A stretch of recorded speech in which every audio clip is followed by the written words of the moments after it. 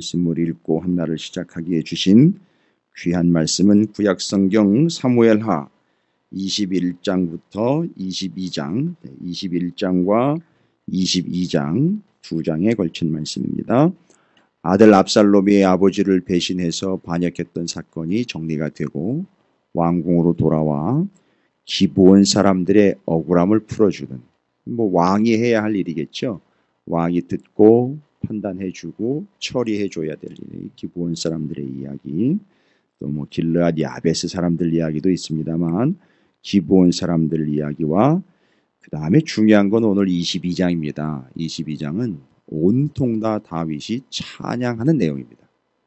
그러니까 이게 다윗을 가만히 보시면 시편과 찬양으로 따로 빼서 정리해 놓은 게 시편에 가 있고, 또 다윗의 그 인생 가운데 중간중간에 계속해서 시편에다가 기록하지 못한 것 아니고요. 그렇게 틈틈이 하나님을 찬양하는 아주 진솔한 내용들이 그 사무엘 상하 내용 안에도 기록이 되어 있습니다. 근데 오늘 22장이 이제 아주 정수죠, 정수. 그 아들 압살롬의 반역을 겪으면서 반역자였던 자기가 하나님께로 돌아와 하나님의 어떠하심을 진정으로 찬양하고 있는 22장. 여러분 22장을 개인적으로 따로 22장만 읽으셔도 의뢰가 되는데, 지금까지 다윗이 어떤 과정을 거쳐왔고 당한 일, 겪은 일 속에서 하나님의 어떠하심을 이렇게 피력해내고 있는 내용을 한번 보시면 역시 다윗이구나 하실 겁니다. 자, 그럼 우리도 오늘 21장과 22장 또 어떤 이야기가 전개가 되면서 그 속에서 하나님을 찬양하는 다윗이 뭘 근거로 그렇게 하나님을 온전히 찬양하고 있는지, 여러분 그 22장을 읽으실 때는요, 이렇게 상상을 하시면서 읽으시면 될 것 같아요. 이 세상에 어떤 사람보다 가장 큰 존재로, 다윗이 스스로가 자기를 부풀려 내가 크다라고 이야기한 게 아니고요, 그래서 큰 존재가 되었고, 그리고 가장 높은 소리, 가장 큰 소리로 하나님을 찬양하고 있다라는 측면에서 22장을 보시면 될 것 같아요. 자, 21장과 22장 함께 읽어가도록 하겠습니다. 틀어주시죠.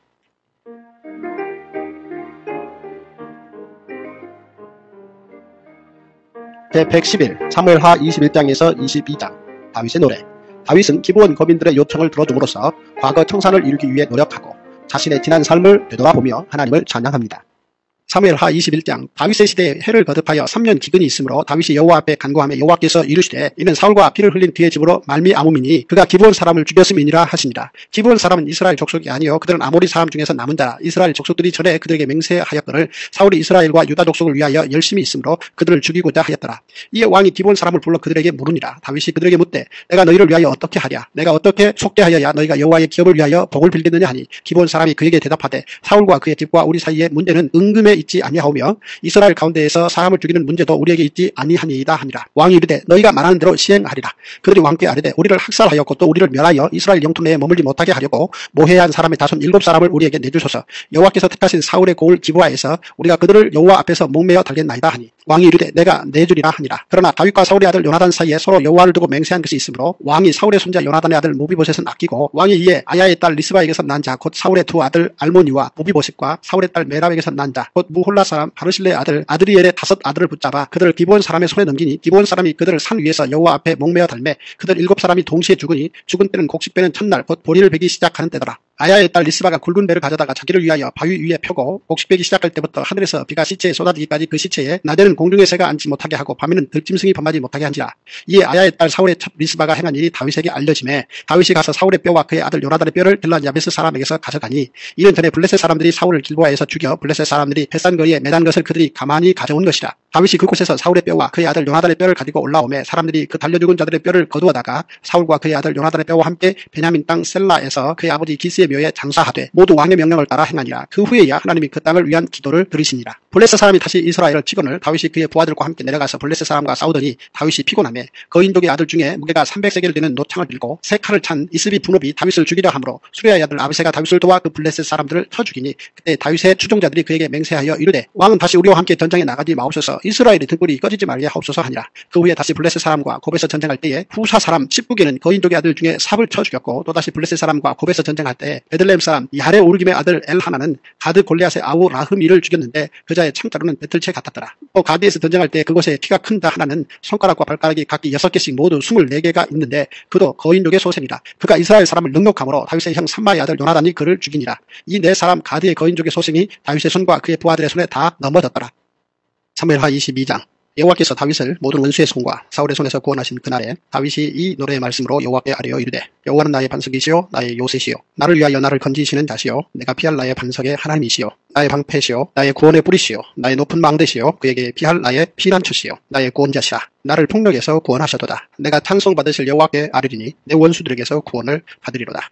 사망의 물결이 나를 애우고 불의의 청수가 나를 두렵게 하였으며 수월의 줄이 나를 두르고 사망의 올무가 내게 이르렀도다. 내가 환난 중에서 여호와께 아뢰며 나의 하나님께 아뢰었더니 그가 그의 성전에서 내 소리를 들으시며 나의 부르짖음이 그의 귀에 들렸도다. 이에 땅이 진동하고 떨며 하늘의 기초가 요동하고 흔들렸으니 그의 진노로 말미암음이로다. 그의 코에서 연기가 오르고 입에서 불이 나와 사름이여 그 불의 숯이 피었도다. 그가 또 하늘을 두리우고 강림하시니 그의 발 아래는 어두캄캄하였도다. 구름을 타고 나르시며 바람 날개 위에 나타나셨도다. 그가 흑암 곧 모인 물과 공중의 빽빽한 구름으로 뚫린 장막을 삼으시며 그 앞에 있는 광채로 말미암아 숯불이 피었도다. 여호와께서 하늘에서 우레소리를 내시며 지존하신 자가 음성을 내시며 화살을 날려 그들을 흩으시며 번개로 무찌르셨도다. 이럴 때에 여호와의 꾸지람과 콧김으로 말미암아 물밑이 드러나고 세상의 기초가 나타났도다. 그가 위에서 손을 내미사 나를 붙드시며 많은 물에서 나를 건져내셨도다. 나를 강한 원수와 미워하는 자에게서 건지셨으며 그들은 나보다 강했기 때문이로다. 그들이 나의 재앙의 날에 내게 이르렀으나 여호와께서 나의 의지가 되셨도다. 나를 또 넓은 곳으로 인도하시고 나를 기뻐하심으로 구원하셨도다. 여호와께서 내 공의를 따라 상 주시며 내 손의 깨끗함을 따라 갚으셨으니 이는 내가 여호와의 도를 지키고 악을 행함으로 내 하나님을 떠나지 아니하였으며 그의 모든 법도를 내 앞에 두고 그의 규례를 버리지 아니하였음이로다. 내가 또 그의 앞에 완전하여 스스로 지켜 죄악을 피하였나니 그러므로 여호와께서 내 의대로 그의 눈앞에서 내 깨끗한 대로 내게 갚으셨도다. 자비한 자에게는 주의 자비하심을 나타내시며 완전한 자에게는 주의 완전하심을 보이시며 깨끗한 자에게는 주의 깨끗하심을 보이시며 사악한 자에게는 주의 거스리심을 보이시리이다. 주께서 곤고한 백성은 구원하시고 교만한 자를 살피사 낮추시리이다. 여호와여 주는 나의 등불이시니 여호와께서 나의 어둠을 밝히시리이다. 내가 둘을 의뢰하고 적진으로 달리며 내 하나님을 의지하고 성벽을 뛰어넘나이다.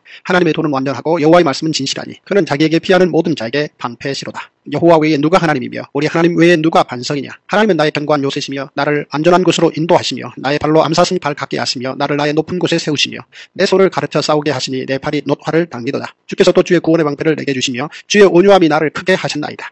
내 걸음을 넓게 하셨고 내 발이 미끄러지지 아니하게 하셨나이다. 내가 내 원수를 뒤쫓아 멸하여 싸우며 그들을 무찌르기 전에는 돌이키지 아니하였나이다. 내가 그들을 무찔러 전멸시켰더니 그들이 내 발 아래에 엎드려지고 능히 일어나지 못하였나이다. 이런 주께서 내게 전쟁하게 하려고 능력으로 내게 띠띠우사 일어나 나를 치는 자를 내게 굴복하게 하셨사오며 주께서 또 내 원수들이 등을 내게로 향하게 하시고 내게 나를 미워하는 자를 끌어버리게 하셨음이니이다. 그들이 도움을 구해도 구원할 자가 없었고 여호와께 부르짖어도 대답하지 아니하셨나이다. 내가 그들을 땅에 티끌같이 부스러뜨리고 거리에 지륵같이 밟아 해쳤나이다. 주께서 또 나를 내 백성의 다툼에서 건지시고 나를 보존하사 모든 민족의 으뜸으로 삼으셨으니 내가 알지 못하는 백성이 나를 섬기리이다. 이방인들이 내게 굴복하며 그들이 내 소문을 귀로 듣고 곧 내게 순복하리로다. 이방인들이 쇠약하여 그들의 견고한 곳에서 떨며 나오리로다. 여호와의 사심을 두고 나의 반석을 찬송하며 내 구원의 반석이신 하나님을 높일지로다. 이 하나님이 나를 위하여 보복하시고 민족들이 내게 복종하게 하시며 나를 원수들에게서 이끌어내시며 나를 대적하는 자 위에 나를 높이시고 나를 강포한 자에게서 건지시는도다. 이러므로 여호와여 내가 모든 민족 중에서 주께 감사하며 주의 이름을 찬양하리이다. 여호와께서 그의 왕에게 큰 구원을 주시며 기름 부음 받은 자에게 인자를 베푸시며 영원하도록 다윗과 그 후손에게로다 하였더라. 아멘. 할렐루야. 주님의 은혜가 오늘 여러분 삶 가운데 가득하시기를 주의 이름으로 축원을 드립니다. 제가 기도 가운데에도 잠깐 피력을 했습니다만 여러분 그런 얘기 또 우리도 들어봤고 고민도 해봤죠. 너 누구 편이야? 라고 자꾸 물어보잖아요. 옆에서 야, 넌 누구 편이냐? 이 교회가 어렵고 또 힘들고 시끄러우면 또 그런 질문들이 너무 많이 나와요. 너 저 편이야? 이 편이야? 너 내 편이야? 제 편이야? 이렇게 얘기를 하는데 정말 하나님 앞에 불경스러운 질문이에요. 하나님 앞에 섰는 사람들이 절대 해서는 안 되는 질문 중 하나에 속하는 건데 넌 누구 편이냐? 네 편, 내 편 가르고 있는 지금 상황들. 뭐 우리 찾으시는 교회도 어려울 때는 그런 질문들 좀 들어보셨을 거예요. 누구 편이냐? 이쪽이야 저쪽이야. 아유 심지어는 뭐 너는 목사님 편이야, 뭔 장로님 편이야, 뭐 이런 식으로까지 이야기를 하지 않습니까? 터무니없는 얘기입니다. 네 편, 내 편의 문제가 아니라 바로 나의 편이 되어주신 하나님의 편이라는 사실을 절대 잊지 마시길 주님의 이름으로 축복합니다. 우리는 하나님의 편이에요. 왜냐하면 하나님이 내 편이 되어주셨거든요. 잘 보십시오. 이런 더럽고 쓰레기 같은 인생들을 하나님은 구원해 보겠다고 예수, 가장 귀중한 하나님의 하나밖에 없는 아들을, 자녀를 십자가에서 절대 내려오지 못하게 물과 피를 싹 쏟을 때까지 거기서 그냥 죽여버렸거든요. 왜 죽여야 되느냐 하면 죽여야 우리의 죄가 싹 다 전가가 돼서 성전과 성막에서 재물 잡아 죽일 때 안수해가지고 내 죄가 그걸로 싹 가고 그 재물에 흠 없음이 나한테로 싹 와. 내가 구원 얻고 내가 생명을 얻는 것처럼 예수께서 그렇게 재물이 돼가지고 죽었거든요.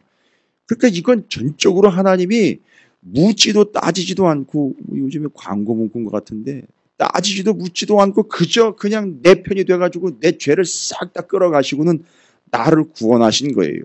여러분, 이 하나의 사실만 가지고도 우리는 우리들끼리 네가 제 편이야 얘 편이야 하면서 싸울 상황이 아니라는 거죠. 그냥 우리는 그저 지정사실은 뭐냐면 하나님 편이라는 거예요.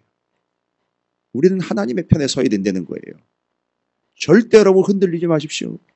누가 뭐라 하든 사람이 뭐라 하든 사람에 의해서 좌우되어 사람의 편에 서는 것이 아니라 내 편이 되어주신 하나님의 편에서 서는 것이 정답이고 그게 인생이라는 사실을 절대 잊지 마시기를 주님의 이름으로 축원을 드립니다. 다윗이 그랬어요. 다윗이 자기 주변에서 무슨 일이 일어나든, 천재지변이라 하든 무슨 일이 일어나든, 내 아들내미가 나를 반역을 하든 내 신하가 나를 꺾고 나를 넘고 넘어가든 난 누구를 내 편 만들어가지고 내 사람으로 만들고 너 칼들이 되면 내 편이야 제 편이야 이러면서 쿠데타를 정리했던 다윗이 아니거든요. 그 험악한 그 고통과 그 곤혹스러운 상황에서도 다윗은 그저 자신이 하나님의 편이라는 사실을 피력하면서 하나님의 어떠하심을 드러내는 삶을 살았어요. 이게 바로 그렇게 했기 때문에 하나님의 그의 편을 들어줬다가 아니에요. 이미 하나님이 그를 내 편 삼아 주신 거예요. 그래서 우리는 하나님의 편을 들고 사는 겁니다. 하나님의 편을 들어야 하나님 내 편 들어주시는 그런 치졸하신 하나님이 아니에요. 이미 하나님은 내 편이 되셨어요. 예수 그리스도를 통해서 하나님은 내 편이세요. 그런데 우리는 우리의 삶에서 우리끼리 서로 편을 나누며 가고 있다는 얘기죠. 절대 잊지 마십시오. 우리의 인생은 하나님의 편인 인생입니다. 그래서 하나님의 편을 들어야 되고, 조금 이제 언어 유희겠지만 하나님의 편이기 때문에 하나님이 편하신 존재가 되어야 돼요. 하나님이 부리시기 편하신 존재, 하나님이 쓰시기 편하신 존재, 그게 하나님의 편이에요. 그게 다윗이에요. 오늘 21장에는 기브온 사람들의 그 아픈 이야기, 억울한 이야기를 풀어주는 스토리가 전개가 되고 있습니다만, 잘 보시면은요, 다윗이 지금 압살롬의 쿠데타 이후로 한 번 자기의 인생을 쑥 정리하는 타이밍이 왔어요. 그러면서 왕인 자기에게 억울한 일을 당하고 있는 사람들이 들어옵니다. 들어올 때에 옛날에 압살롬이 그 얘기를 했죠. 모압도 그 짓을 합니다. 주변에 있었던 자기의 어떠함을 드러내는 자들이 늘 하는 얘기가 이제 그거죠. 여기서 이제 드러났어요. 너는 내 편이냐 제 편이냐 이렇게 자꾸 물어본다는 거예요.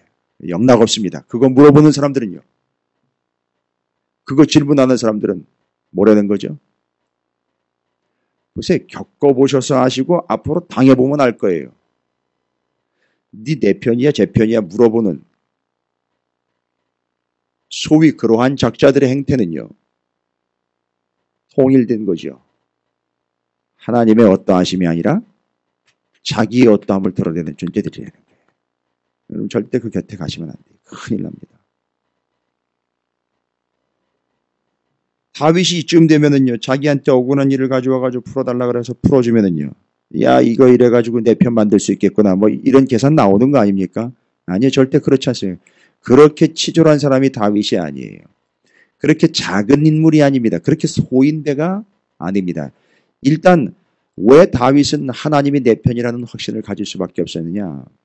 인생 가운데에서 하나님이 자신에게 어떻게 하셨는지를 쭉 정리 끝낸 사람입니다.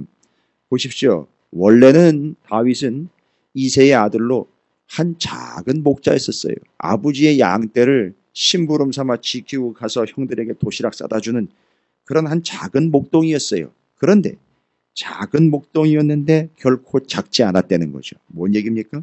그가 작은 목동이었으나 스스로 아버지의 양떼를 지키면서 양을 물어가는 사자와 곰의 입에서 그걸 끄집어내서 양의 새끼를 구원해내는 그런 모습들을 한번 보시면, 상상해 보시면 다윗도 직접 자기 입으로 고백했습니다만 그 한 마리 양도 빼앗기지 않으려는 목자의 절박함과 간절함을 알았어요.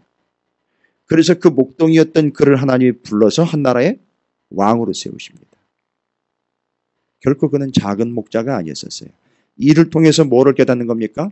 목자이신 아버지의 하나님의 마음을 깨닫는 거예요. 아, 하나님이 이런 분이시겠구나.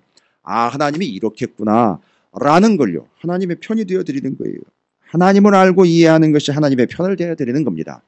그래서 그 목동으로서 양을 지킬 때에 목자이신 아버지의 마음을 알게 됩니다. 그뿐이 아닙니다. 사울에게 쫓겨다니면서 사울이 창으로 찌르고 날리면서 그를 잡아먹으려고 아주 혈안이 되었을 때 그때 사울에게 쫓겨다니면서 환난과 고통을 당하는 이들의 마음을 알게 됐어요. 그래서 그런지 다윗 주변에 400명, 600명 해가지고 그 어려운 사람들이 구름대같이 몰려오기 시작을 합니다. 그러면 이게 자기가 편을 만든다고 되는 일입니까? 야, 어렵고 힘들고 고통상하는 당하는 사람들 다 내게로 와라. 나도 그런 존재다 해가지고 긁어 모은 겁니까? 어디다 광고 내가지고서 오라고 뭐 모집한 겁니까? 아니요. 그렇게 피해 다니고 고통을 당하는 그가, 그 아픔을 겪었던 그가 동일한 아픔과 고통을 당하는 그들의 마음을 알게 되었고 그들 속에서 그들이 함께하며 그들과 함께 하나님이 바로 그들에게 피난처이며 요새가 된다는 사실을 그 고통 속에서 알게 된 거예요. 목자였던 그가 목자이신 아버지의 마음을 알았고 환난과 핍박 속에서 고통을 당하는 동역자들과 함께 하나님은 피난처와 요새가 되신다는 사실을 경험을 했고요. 아들 압살롬에게 배신을 당하고 주변 사람들에게 배신을 당하고 따돌림을 당하면서 인생들의 외면과 배신, 반역을 당하고 계시는 하나님의 마음을 알게 됐다는 거예요. 이게 잘못하면 자기한테로 다 집중될 수 있는 요소거든요. 이렇게 해서 내가 이런 존재야라는 걸 피력할 수 있는 좋은 통로로 사용할 수도 있는 건데 이걸 하나님의 어떠하심을 경험하는 소중한 통로로 삼았다는 겁니다. 그래서 하나님 어떤 분인지 정리 끝낸 사람이에요, 이 사람. 여러분, 이게 아직 본론이 아니에요. 본론은 저 뒤에 나와요. 놀랄 준비들 하시고 받으세요. 그는 스스로 왕이 된 것이 아니라 하나님께서 왕으로 기름 부음을 3번이나 기름을 부었어요. 3번이나. 머리를 3번이나 쓰다듬어 주신 거예요. 저는 그렇게 믿어요. 기름을 부을 때 머리에다 기름을 붓지 않습니까? 그럴 때 하나님을 통하여 기름을 붓는데 하나님이 머리를 3번 쓰다듬으면서 넌 네가 왕이 아니야. 네가 왕이 아니야. 네가 왕이 아니야 하면서 정확하게 정리 끝냈습니다. 뭐예요? 하나님이 왕이시라는 거예요.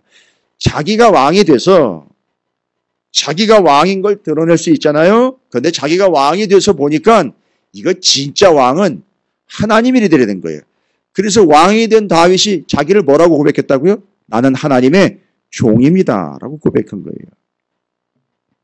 여러분, 왕으로서 모양 빠지고 폼나지 않은 일이 될 수도 있어요. 사람들 앞에서, 백성들 앞에서, 신하들 앞에서 난 하나님의 종이야 라고 이야기하고 아, 저거 모양만 내는 거 아니야? 뭐 이럴 수도 있는 문제인데 아니요. 다윗은 왕이 되어 보니 이게 내 위치가 아니라 이게 하나님의 위치로구나.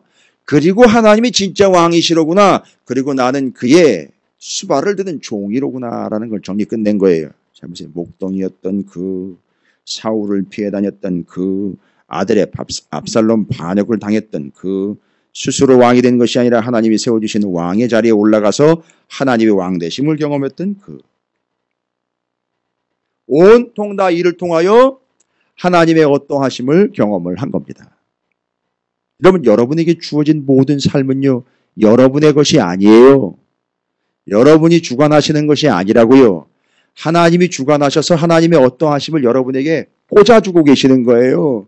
그걸 발견하셔야지 계속해서 허락받은 나날과 생명과 그 날수들 속에서 자꾸 내가 어떤 것만 자꾸 드러내면 하나님이 24시간이라는 시간을 주시는 의미가 없어요.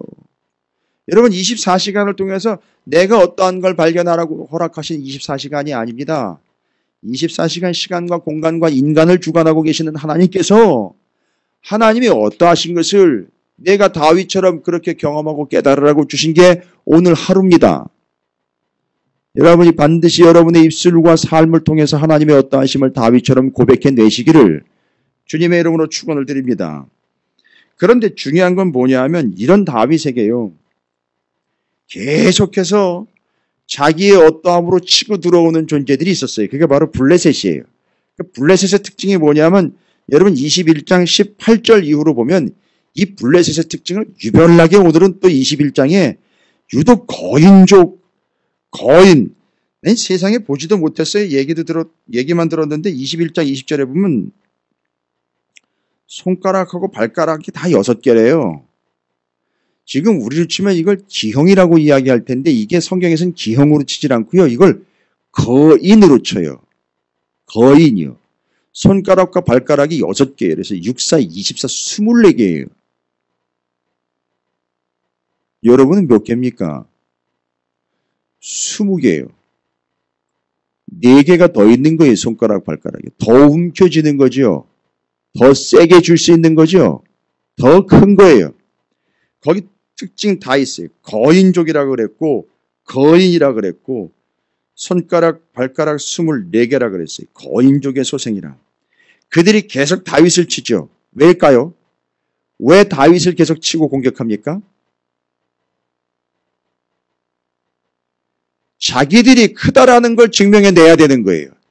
내가 더 크다라는 것을 증명해내야 되는 거예요. 누구를 쳐야죠? 다윗을 쳐야 진짜 우리가 거인이라는 게 드러나는 거예요. 그래서 이 블레셋 사람들이 자꾸 다윗을 건드리는 거예요.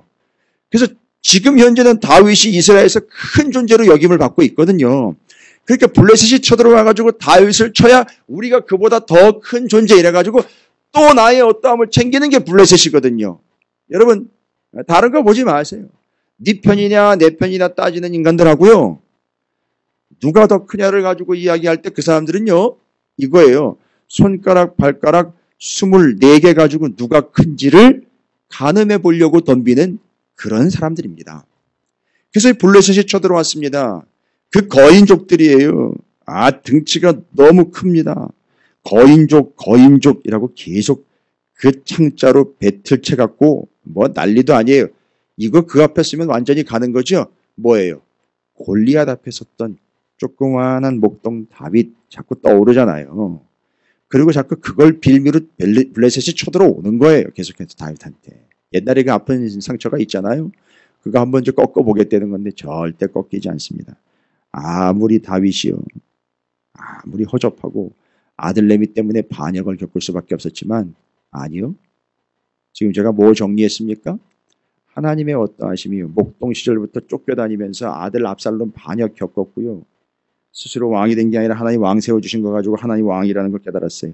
그리고 심지어 거인들이 쳐들어가지고 다윗을 무너뜨려 자기 다윗보다 크다라는 걸 이야기하려고 하는 그들도 다윗 앞에서는 다 무너집니다. 잘 보십시오. 이제 이게 이야기하려고 하는 게 뭘 이야기하려고 하느냐? 22절입니다. 21장 22절.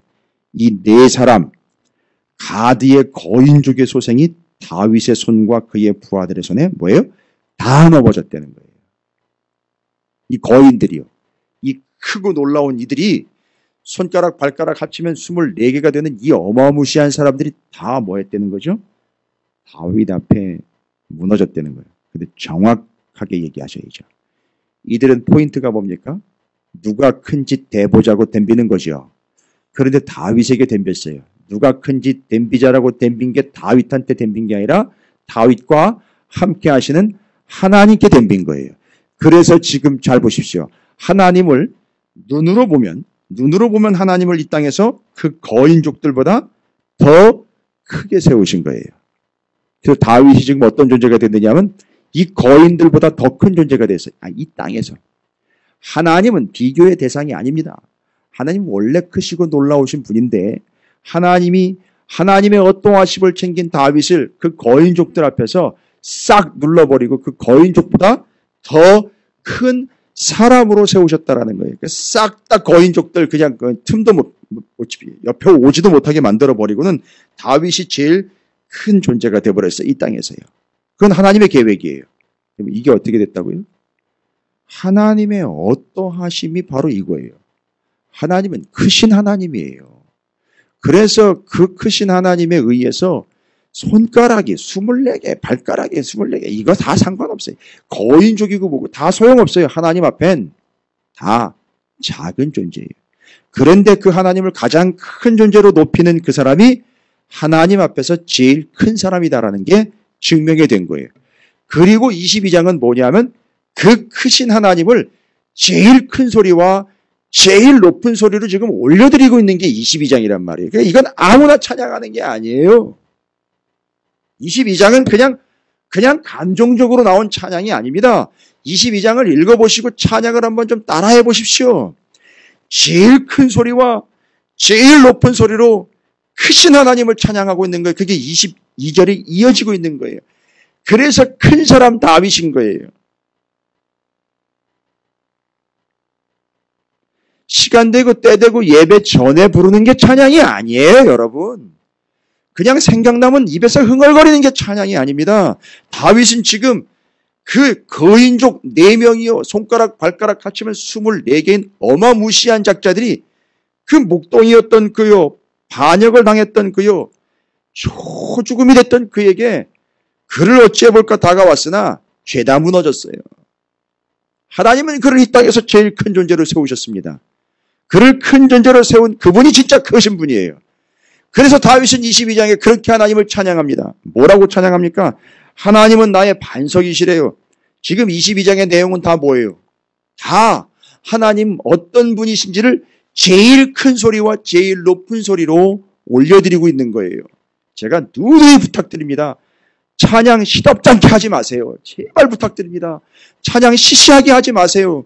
찬양은 그 사람의 사이즈를 가늠할 수 있는 기준이에요. 물론 요즘은 너무 감정적으로 찬양을 하는 바람에 찬양 끝나면 다 식어버리는 게 문제지만 찬양하는 걸 보면 알아요. 알아요. 믿음 좋은 척하지만 찬양하다 보면 여러분 찬양은 고상하게 하는 게 찬양이 아니에요.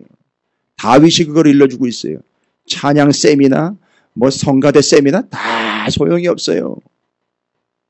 이게 안 되면 안 되는 겁니다. 요즘에는 찬양대가 말씀을 전하는 이보다 어떤 순서보다 제일 높은 데 올라가 있잖아요. 찬양대가요. 아니요. 찬양대는 제일 낮은 데서 제일 높은 소리를 내야 되는 게 찬양대예요. 의미가 그렇습니다. 다윗이 지금 하나님을 최고로 높이고 있는 22장을 하루 종일 묵상해 보십시오. 내용이 다 그 내용이에요. 하나님의 어떠하신 하나님이신지를 찬양을 하는데 제일 높여드립니다. 여호와는 나의 반석이시요 요새시요 나를 위하여 나를 건지시는 자시요. 뒤에도 계속 나옵니다. 3절에도 하나님 나의 방패이시고 구원의 뿌리시고 높은 왕대. 잘 보세요. 주로 표현이 요새고 높은 왕대고 구원의 뿌리고 하나님을 최고로 지금 높이고 있단 말이에요. 찬양은 그냥 기분 좋아 흥얼거리는 게 아니라 하나님을 제일 높이는 게 찬양이라고요. 그렇기 때문에 당연히 뭐가 따라온다? 제일 높은 소리가 따라와요. 제가 소리를 높일 수밖에 없어요. 큰 소리를 낼 수밖에 없어요. 짜증내서 나는 소리가 아니라 하나님이 제일 높고 크기 때문에 큰 소리로 높은 소리. 그래서 크고 높은 소리 나는 재금으로 하나님을 찬양함이라 하는 시편에 나와 있는 내용이 바로 그거예요. 최고로 제일 크게. 그러면 어떻게 됩니까? 7절에 보니까 내 소리를 들으시며 나의 부르짖음이 그의 귀에 들렸도다. 10절에는요. 그가 또 하늘을 드리고 강림하시니 11절에는요. 구룹을 타고 천사를 타고 나르시며 바람 날개 위에 나타나시는 뭔 영화의 한 장면 같습니다. 천사를 타고 14절에는요. 하늘에서 우레소리를 내시며 지존하신 자가 음성을 내시며 제일 큰 소리예요. 17절입니다. 그가 위에서 손을 내밀어서 나를 붙드시며 많은 물에서 나를 건져내셨도다. 나를 강한 원수와 미워하는 자에게서 건지셨으며 그들은 나보다 강했기 때문이로다. 그들이 나의 재앙의 날에 내게 이르렀으나 여호와께서 나의 의지가 되셨도다. 20절 나를 또 넓은 곳으로 인도하시고 나를 기뻐하심으로 구원하셨도다. 21절 여호와께서 내 공의를 따라 상 주시며 내 손의 깨끗함을 따라 갚으셨도다. 22절 이는 내가 여호와의 도를 지키고 악을 행함으로 내 하나님을 떠나지 아니하였으며 이게 뭐예요? 내가 하나님 편이 됐다는 거예요. 그래서 하나님이 나에게 이런 존재가 된다라는 사실을 증명해내고 있는 겁니다. 22장 31절입니다. 하나님의 도는 완전하고 여호와의 말씀은 진실하니 그는 자기에게 피하는 모든 자에게 방패시로다. 자기에게 피하는 몇몇이 아니에요. 모든 자를 다 커버하십니다. 32절 여호와 외에 누가 하나님이며 우리 하나님 외에 누가 반석이냐. 뭐예요? 하나님 한 분밖에 없다예요. 그렇죠?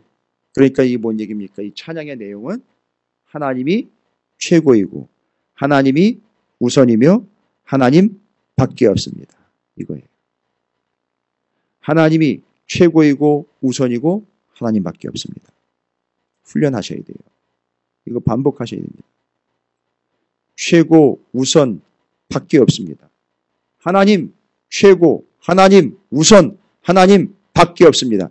이걸 하나님을 최고로 먼저 높여드리고 있는 다윗을 하나님은 이 땅에서 제일 큰 자로 세워주셨다라는 사실입니다. 21장과 22장, 특별히 22장, 여러분 오늘 하루 종일 여러분의 묵상의 소재가 되시고 그 뒤로요 계속해서 읽어보시면 하나님의 어떠하심을 다윗이 피력을 해냅니다. 여러분 50절과 51절을 읽고 마무리합니다.